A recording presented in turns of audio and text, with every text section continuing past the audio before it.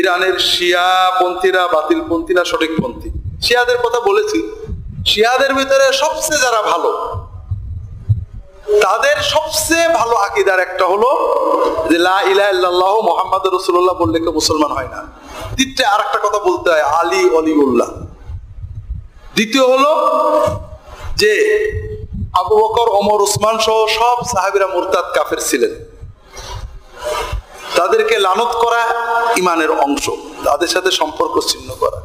তৃতীয় হলো সাহাবীরা যেহেতু সব কাফের ছিলেন, কাজে সব হাদিস বাতিল, শুধু তাদের ইমামদের থেকে বর্ণিত গুলো ছাড়া।